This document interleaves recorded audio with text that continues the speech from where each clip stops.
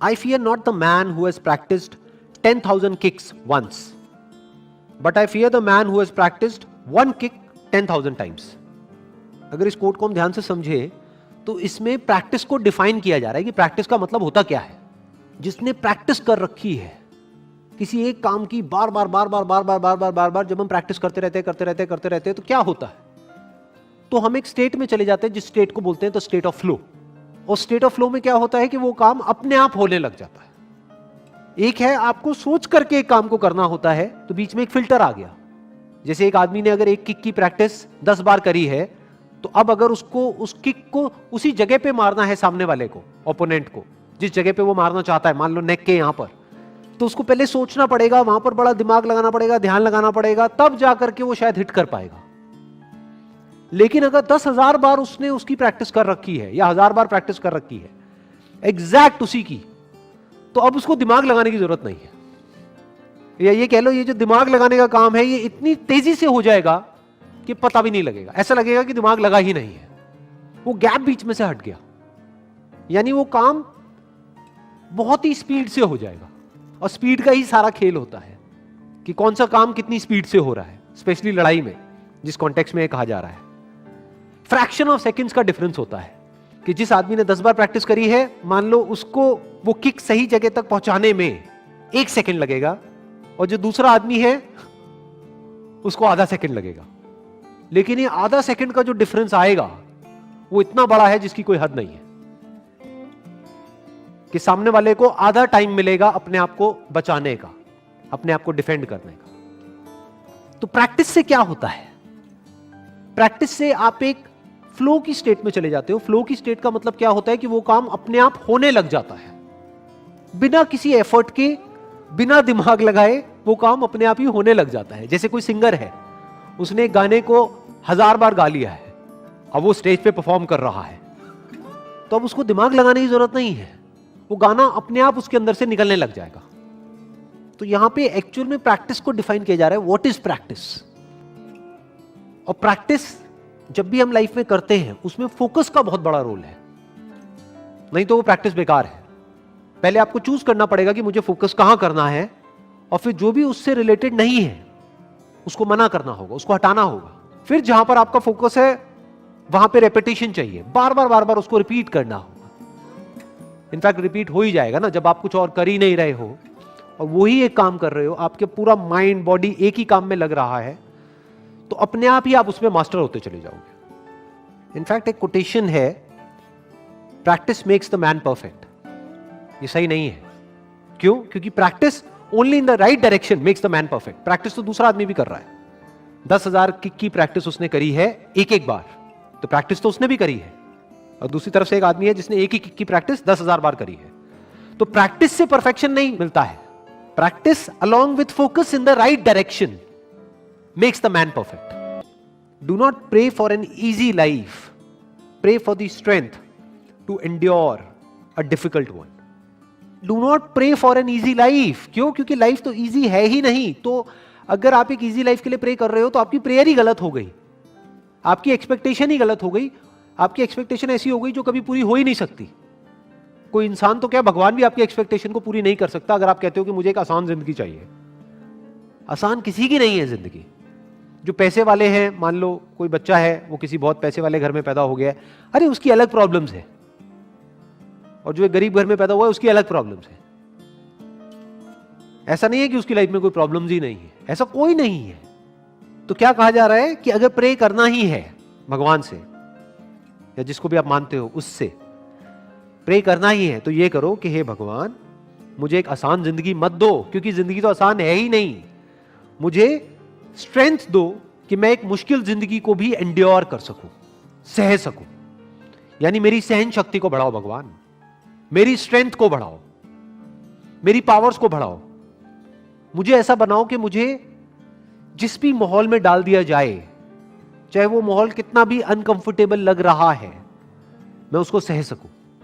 For example, अगर आपको एक अच्छी बॉडी चाहिए तो उसके लिए दर्द सहना पड़ेगा, तो भगवान से प्रे करना ही है. तो भगवान से ये मत प्रे करो कि हे भगवान मेरे को एक अच्छी बॉडी दे दो. भगवान से प्रे क्या करना है कि हे भगवान मुझे शक्ति दो कि मैं उस दर्द को सह सकूं, जो दर्द मुझे होने वाला है जब मैं अपनी बॉडी को बनाऊंगा तब। लाइफ में जो मुश्किलें हैं उससे लड़ने की ताकत एकदम से नहीं आती है। तो अगर आपको एक आसान जिंदगी मिल गई तो हो सकता है आपको यह भी लगे कि मेरे साथ में अच्छा हो रहा है, लेकिन एक्चुअल में आपके साथ अच्छा नहीं हो रहा है, बुरा हो रहा है। क्योंकि अगर आपको थोड़ी थोड़ी मुश्किलें मिलती रहे लाइफ में तो धीरे धीरे आने वाले टाइम में आप इस लेवल पे आ सकते हो कि बड़ी से बड़ी मुश्किल से भी टकरा सको। नेक्स्ट कोट इज, किसी भी तरीके से अगर आप किसी इंसान के लिए, किसी जानवर के लिए कुछ भी अच्छा करोगे, और आपको पता होगा जब आप अच्छा कर रहे हो, अंदर से आपको पता होता है कि मैं क्या अच्छा कर रहा हूं, क्या गलत कर रहा हूं। आप किसी मकसद के लिए नहीं कर रहे, मतलब आप उससे कुछ हासिल करने के लिए नहीं कर रहे, अपनी तरफ से। कहते हैं ना, नेकी कर दरिया में डाल। वो करके जब आप निकल जाओगे ना, शुरू में अजीब लगेगा क्योंकि हमारा माइंड ऐसे काम नहीं करता। आप कहोगे यार अगर मैं ये 100 रुपए का नोट डाल रहा हूं तो मेरे 4 रिश्तेदार खड़े, इनको दिखना तो चाहिए आरती की थाली में 100 रुपए।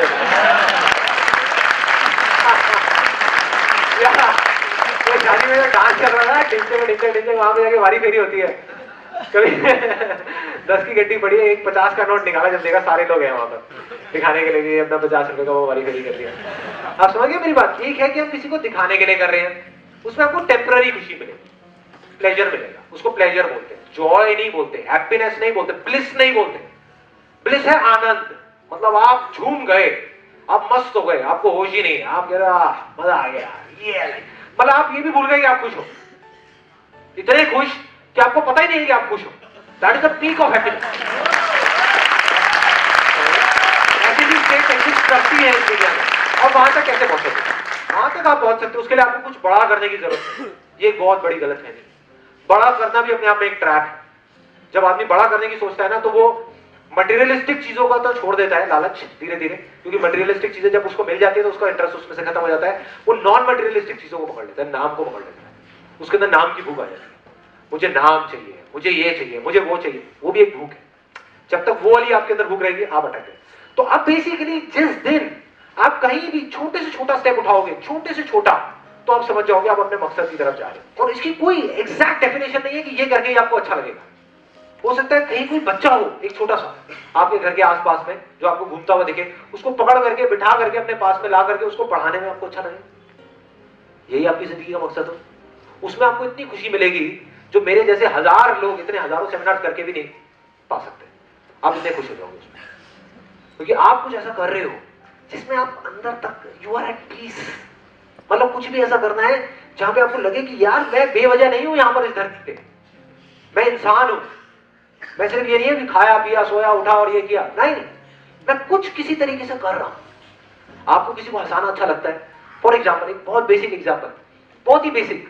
आज की डेट में हर बंदा परेशान है, हर बंदा रो रहा है, इस कंट्री का बुरा हाल है, ये बुरा हाल है, वो बुरा हाल है, ये खराब है, ये खराब है, वो खराब है, वो खराब है।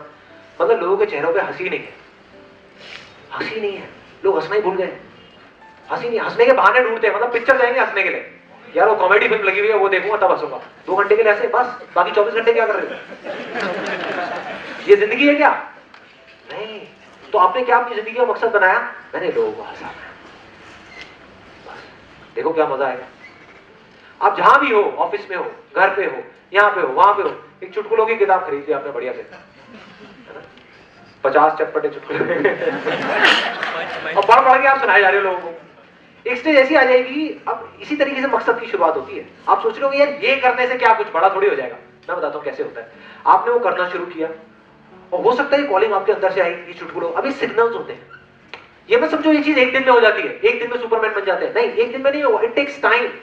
धीरे धीरे पावर्स बढ़ती है, धीरे धीरे धीरे धीरे धीरे धीरे आपने चुटकुले सुनाने शुरू करे, आपको मजा आने लगा। आपने कहा यार ये तो मजा आ रहा है, मजा आ रहा है, मजा आ रहा है, मजा आ रहा है, मजा आ रहा है, मजा आ रहा है। आपको मन करा और करता। फिर आप किसी कवि सम्मेलन में चले गए, वहां पे जाकर के आप सुनाने लग गए। मैं एक एग्जांपल दे रहा हूं, इसको ये मत समझना कि आप सबको जाकर के चुटकुले सुनाने पकड़ पकड़ के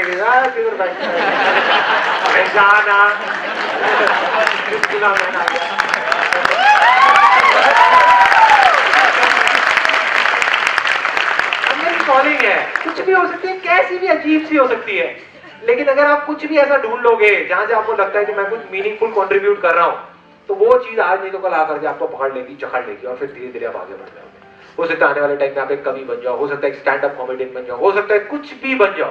you never know, you never know. आपका सेंस ऑफ ह्यूमर इस लेवल तक चले जाए आप कुछ भी ना बनो, लेकिन 24 घंटे लोग हंसाते रहो। इससे बढ़िया लाइफ क्या होगी? जो आपके आसपास के लोग मिले,